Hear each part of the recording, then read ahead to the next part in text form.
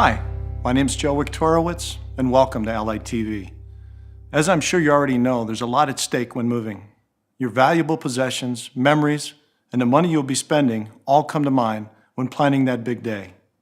While most moves go smoothly, accidents may occur where items may be lost or damaged. While the moving company is liable for those lost or damaged goods, there are different levels of liability applicable to your mover. You will choose the level of liability by selecting valuation coverage. In this video, we will outline different valuation options, as well as some actions that may limit your mover's liability. So what are your options when it comes to valuation and limiting your mover's liability? Well, you have two. The first option is known as full value protection. If you opt for full value protection, your mover is responsible for the replacement value of lost or damaged items that are unable to be repaired. This means that for any item that is lost or damaged, your mover will offer to do one of the following for each item. Number 1, repair the item. Number 2, replace with a similar item. Or number 3, make a cash settlement for the cost of the repair or the current market replacement value. It's also important to know under this option, movers limit their liability to damaged or lost articles of extraordinary value unless you notify your mover in writing on the shipping documents of each high-valued item. An article of extraordinary value is one that exceeds $100 per pound.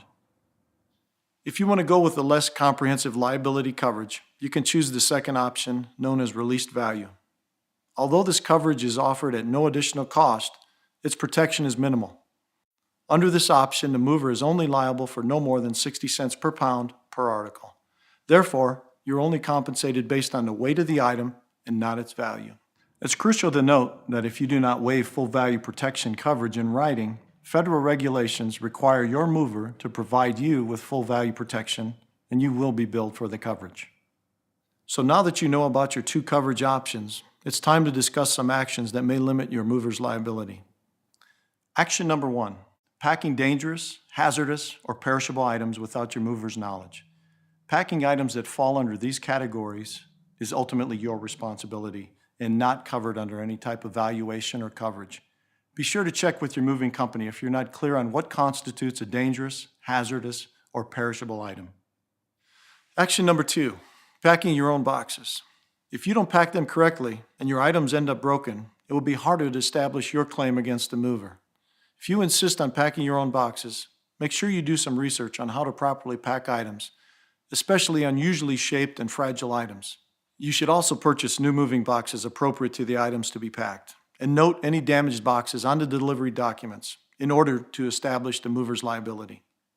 Action number 3, choosing released value coverage when your items are worth more than 60 cents a pound per article. Although damages are usually rare, it's better to be safe than sorry when it comes to moving your items. When you know your valuables are worth more than 60 cents a pound, save yourself the hassle and go with full value protection. And lastly, action number 4, not notifying your mover in writing about the articles of extraordinary value. Without notifying your movers, they will have a limited responsibility when it comes to covering those particular items. If you want to be sure you receive the proper coverage, tell them in writing.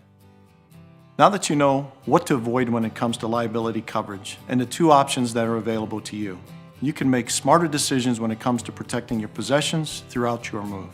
Thanks for watching. With Allied TV, I'm Joe Wiktorowicz, wishing you a safe and easy move.